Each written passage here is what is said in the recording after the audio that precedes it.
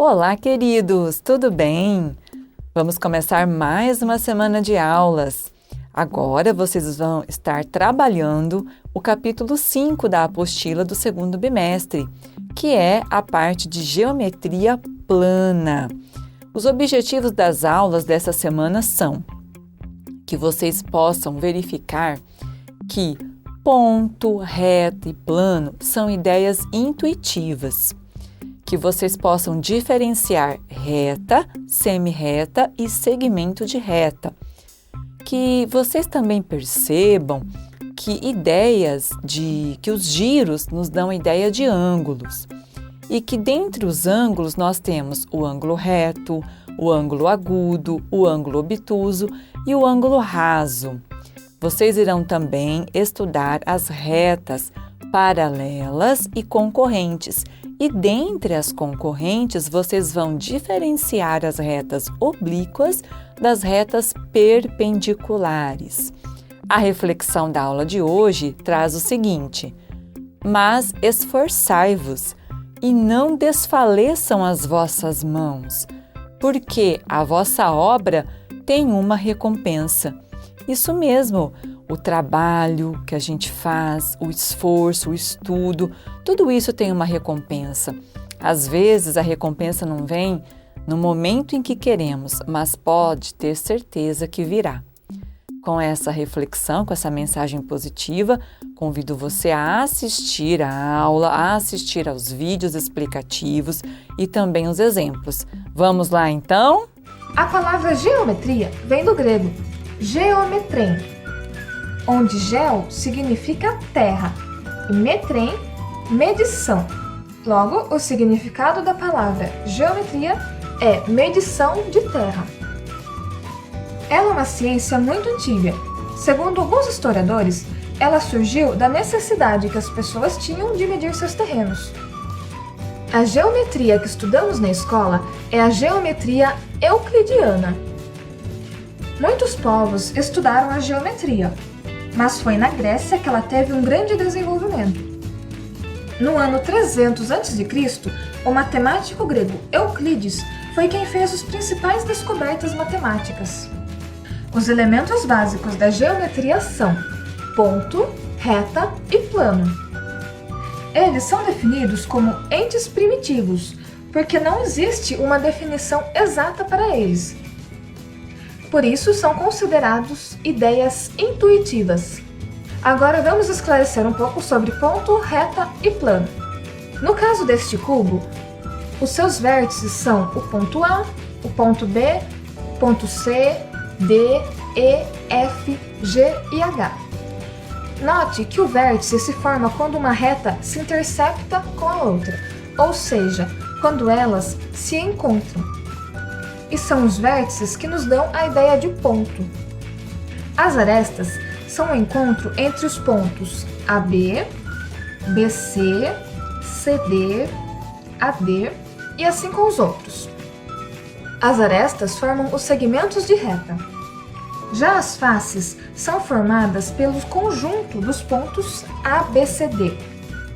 BCGF também formam uma face, e assim com as outras. Por exemplo, ABEF, ADHE, CDHG, EFHG.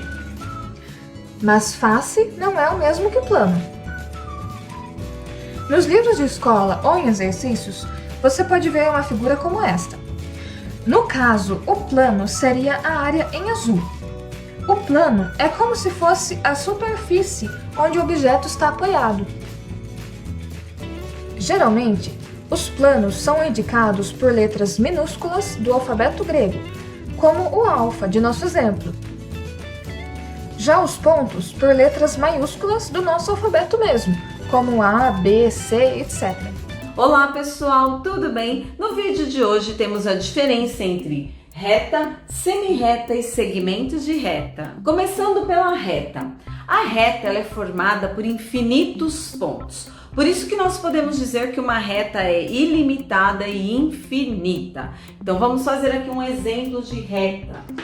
Quando nós temos aqui uma reta em livros e apostilas, nós observamos que elas possuem setas nas suas direções. Por quê? Para indicar que elas são ilimitadas e infinitas. E as retas, elas são representadas por uma letra minúscula do nosso alfabeto. Vou colocar aqui a letra R, mas nós poderíamos ter uma reta, por exemplo, com a letra S, com a letra T, enfim, com qualquer outra letra do nosso alfabeto, porém sendo minúscula. Já uma semirreta, o que é uma semirreta? É uma parte de uma reta. Ela tem um ponto inicial, um ponto de partida, que nós chamamos de origem, só que ela não tem fim. Então, por exemplo, eu tenho aqui um ponto A. Lembrando que todo ponto ele é representado por uma letra maiúscula do nosso alfabeto. Então, eu vou traçar aqui uma semirreta que começa no ponto A. Por quê? Porque a semirreta ela tem um ponto inicial que nós chamamos de origem. Então, a origem é em A.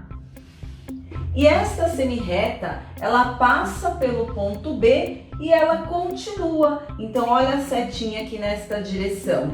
Então, aqui eu posso falar que eu tenho uma semirreta AB, ou seja, uma semirreta de origem em A e que passa pelo ponto B. Para representar isso, eu vou colocar um traço aqui em cima com uma setinha na direção do B. Por quê? Porque é uma semirreta que tem origem em A e passa pelo ponto B. Um outro exemplo que nós podemos ter é esse daqui, olha. Eu coloco aqui um ponto O, eu coloco aqui um ponto B e aqui um ponto A e setinha nas duas direções. Observando, o que nós temos aqui? Nós temos duas semirretas. Uma que começa em O e passa pelo ponto B e uma outra semirreta que começa em O e passa pelo ponto A. Então, como que eu posso representar? Como que eu posso escrever? Posso escrever aqui a semirreta OB. E aí eu coloco o traço com uma setinha na direção do B, porque é uma semirreta de origem em O que passa por B. Assim como eu também posso representar OA com esse traço e a setinha na direção do A. Por quê? Porque é uma semirreta que começa em O e passa pelo ponto A. Então, para indicar a semirreta, eu vou ter esse tracinho, porém a setinha indicando que ela tem uma origem, mas ela não tem um fim, ela apenas passa por aquele ponto. E o segmento de reta? O que é o segmento de reta?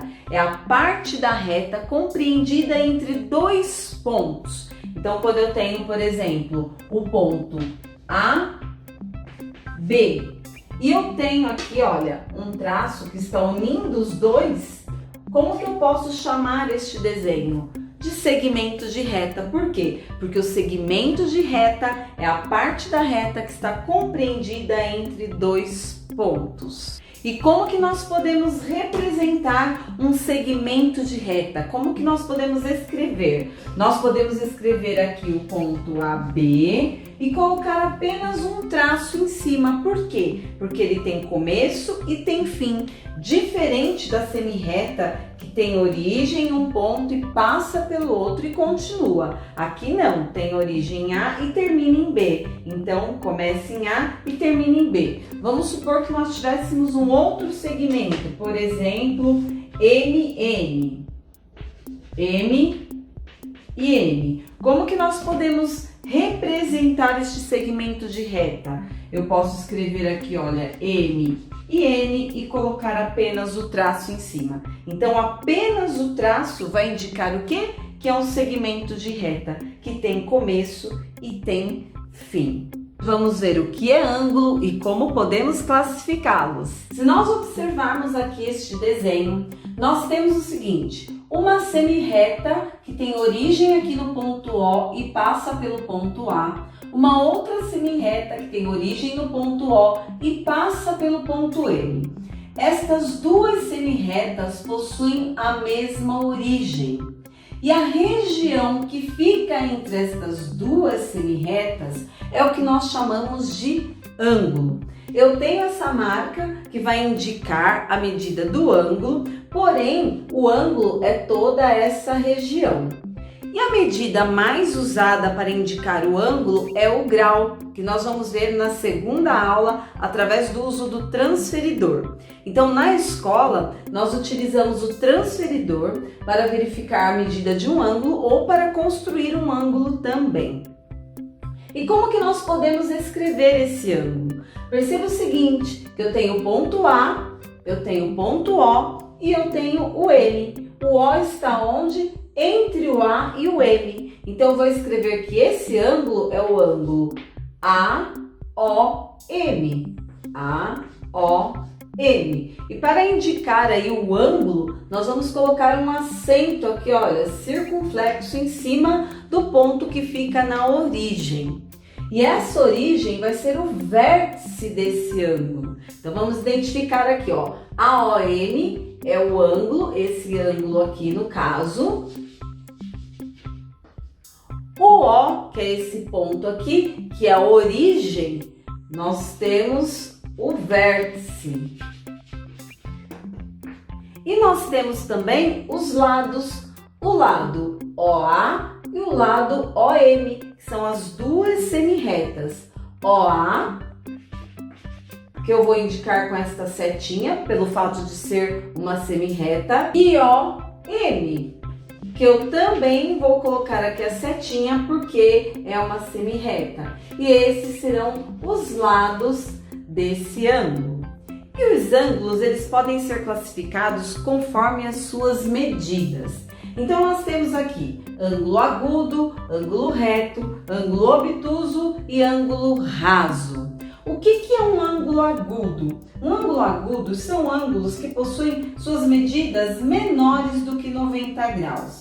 Mas o que é um ângulo de 90 graus? Nós temos aqui o ângulo reto. Toda vez que nós observarmos um ângulo e ele tiver esse quadradinho aqui, com o pontinho no meio, significa que ele é um ângulo reto e que ele tem medida de 90 graus.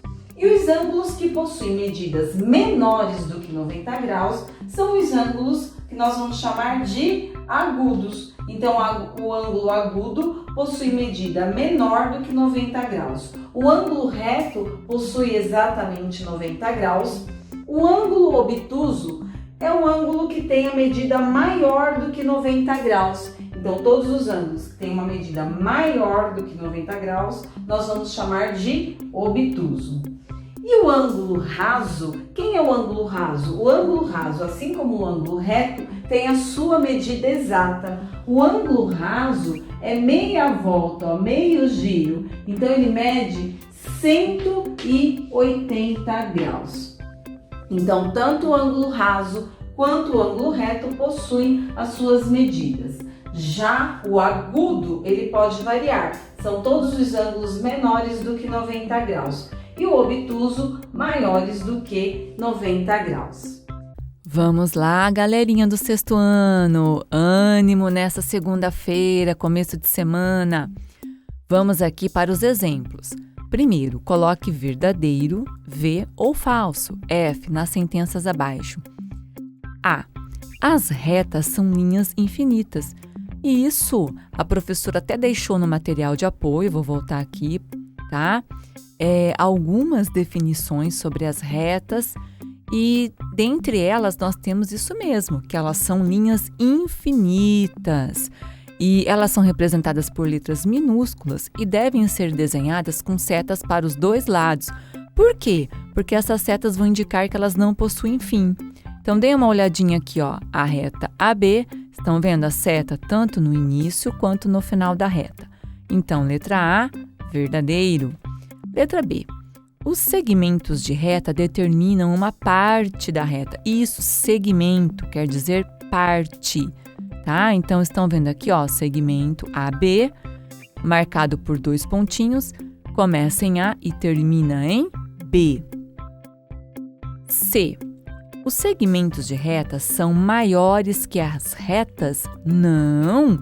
Se eles são parte da reta, eles não podem ser maiores do que elas, tá? Se são parte delas, é claro que são menores. Então, essa alternativa é falsa. Continuando.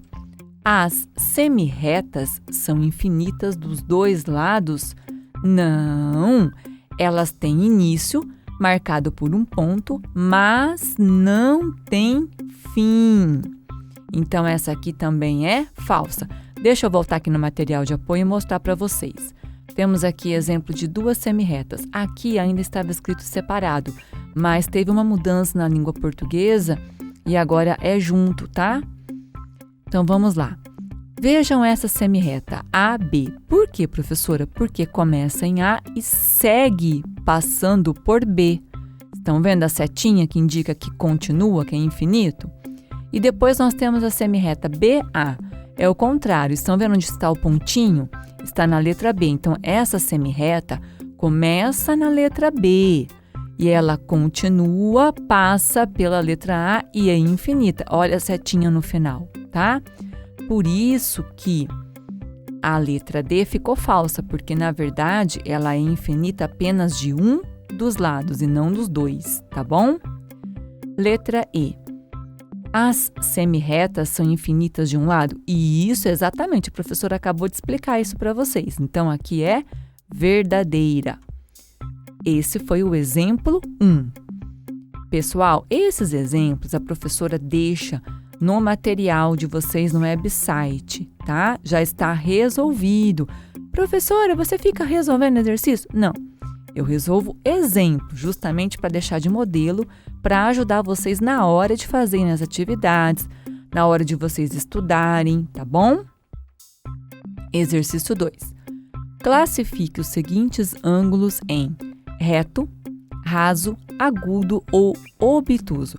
Tudo isso que eu estou falando, se você quiser acompanhar na apostila, está no início da página 124. O que é um ângulo reto, sexto ano? Ângulo reto é aquele ângulo de 90 graus. Pessoal, esse ângulo é muito importante e muito famoso, inclusive. Ele pode ser visto nos cantos de mesa retangular ou quadrada, no monitor de computador, em certos instrumentos de trabalho, em alguns exercícios de atividade física, onde eles orientam, né, o professor orienta que você faça aquela atividade seguindo um ângulo de 90 graus, mantendo a coluna nessa posição e assim por diante. São várias dicas. E também aplicação de injeção, enfim, várias outras, tá? Aqui são apenas alguns exemplos. Por isso que é importante você aprender. Olha bem para ele, tá? Como que ele fica. E esse quadradinho com esse pontinho é o símbolo utilizado para o ângulo reto, tá bom? No vídeo da aula de hoje teve essa explicação também, inclusive. Vamos para o próximo. Letra B, 60 graus. Bom, a gente acabou de ver que um ângulo de 90 graus sempre vai ser chamado de ângulo reto. Agora, e um ângulo de 60 graus? Vamos olhar a inclinação dele aqui ao lado, ó, a professora fez, estão vendo? Toda essa região aqui mede 60 graus. Eu quero que você observe o seguinte, é como se nós tivéssemos, quando a gente está em sala de aula, eu gosto de explicar para o aluno, utilizar uma tesoura, né? Conforme a tesoura vai se fechando, o ângulo vai diminuindo. Observa aqui, ó, 90 graus. É como se esse segmento de reta estivesse se inclinando, se fechando. Veja que a abertura vai diminuindo. Então, todos os ângulos que têm medidas menores do que 90 graus são chamados de ângulos agudos, com exceção do ângulo de 0 grau, que ele é conhecido como ângulo nulo, tá bom? Mas os demais, se são menores que 90 graus, são chamados de ângulos agudos. Então, aqui eu tenho 60. 60 é menor que 90.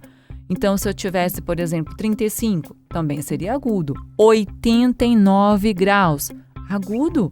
89 é menor que 90. Tudo bem? Vamos para o próximo agora. 135 graus.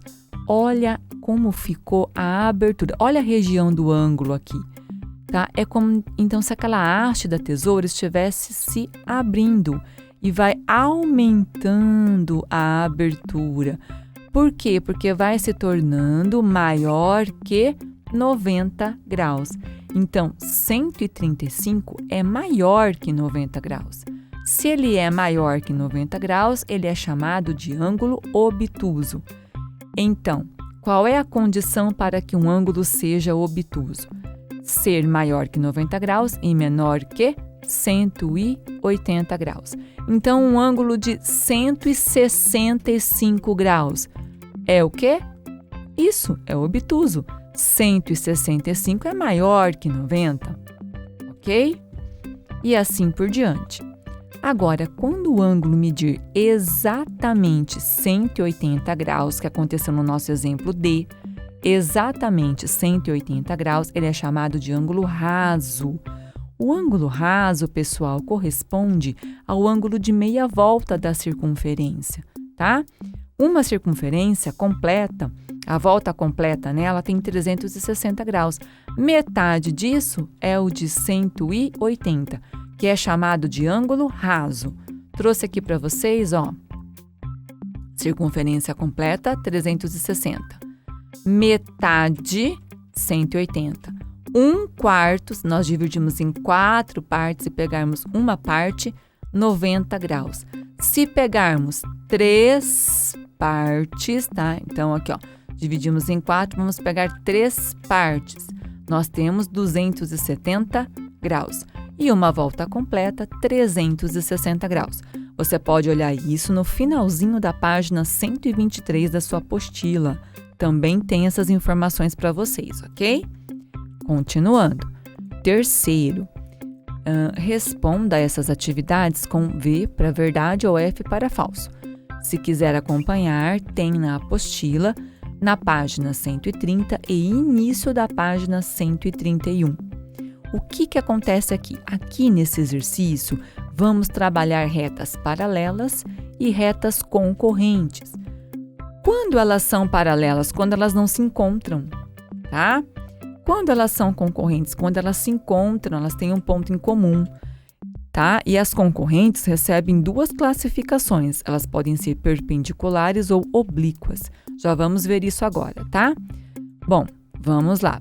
Letra A. As retas R e S, estão vendo aqui? R e S estão na horizontal. Depois, U e V que estão na vertical. E também D, E e F, que nós temos 3 retas na horizontal também, são paralelas. Claro, é verdade. Por quê, professora? Presta atenção, elas não se cruzam, elas não vão se encontrar. Então, se você der sequência aqui, ó, na reta D, tanto para a direita como para a esquerda, der sequência na E, der sequência na F, tá? Elas vão caminhar na mesma direção, estão vendo? Só que elas jamais vão se encontrar. Mesma coisa acontecerá com a U, mesmo que esteja na vertical, não há problema. E até se estivessem inclinadas, aqui a professora não trouxe, mas também não teria problema. Na apostila de vocês tem. Então, estão vendo aqui? Elas não vão se encontrar. Eu gosto muito de explicar as ruas. Eu acho que as ruas ajudam muito vocês a entenderem o conceito das paralelas. Por exemplo, a nossa escola Agnes Rondon Ribeiro, ela fica na Avenida Navarro de Andrade e pega ali algumas ruas além da avenida, né? Pega também a Rua 17, a Rua 19 e a Rua 12. Então, compare a Rua 17 com a Rua 19. Elas não se encontram, tá? Então, as ruas 17 e 19 são exemplos de retas paralelas. Elas nos lembram retas paralelas, porque assim como essas ruas não se encontram, não se cruzam, as retas paralelas também não se cruzam, tá joia? Agora, se você for considerar a Rua 12 com a Rua 17 ou a rua 12 com a rua 19, elas vão se cruzar. Então, já não podem ser consideradas paralelas, tá? Você pode ter como paralela a rua 12 com a rua 10, por exemplo. Aí sim. Continuando. Letra B. As retas da figura 4 são perpendiculares. Professora, o que é isso? Que palavrão é esse? Calma, não é palavrão.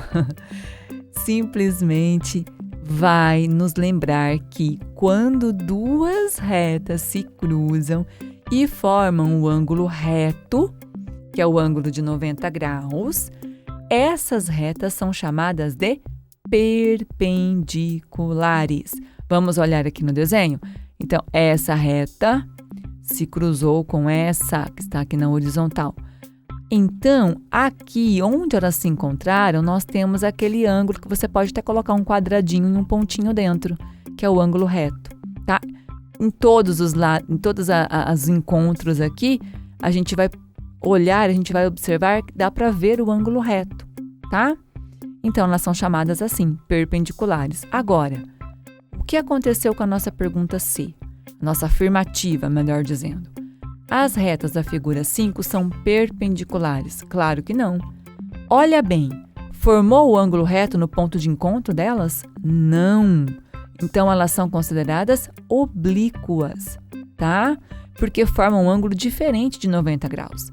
Eu esqueci de falar, mas esse aqui é o símbolo do ângulo reto. É como se fosse a letra T ao contrário, tá? E aqui é o símbolo do oblíquo. Ele é inclinadinho, estão vendo? Então, essa é a diferença aqui. E as paralelas, aqui está, ó, o símbolo das paralelas. É importante você saber, porque às vezes você pode ver em algum outro livro ou algum exercício, porque às vezes o exercício não vai trazer escrito paralela, vai trazer o símbolo assim, ó, estão vendo? Ou então não vai trazer escrito perpendiculares, vai trazer este símbolo. Por isso que é importante você também saber isso, tá?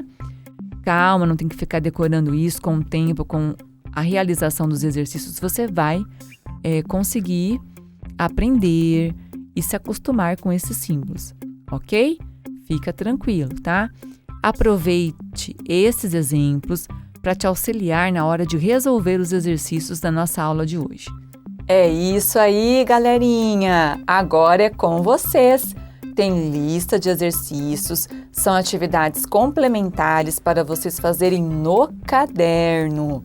Então, sem perder tempo, podem começar. Bons estudos para vocês e até a nossa próxima aula. Tchau, tchau!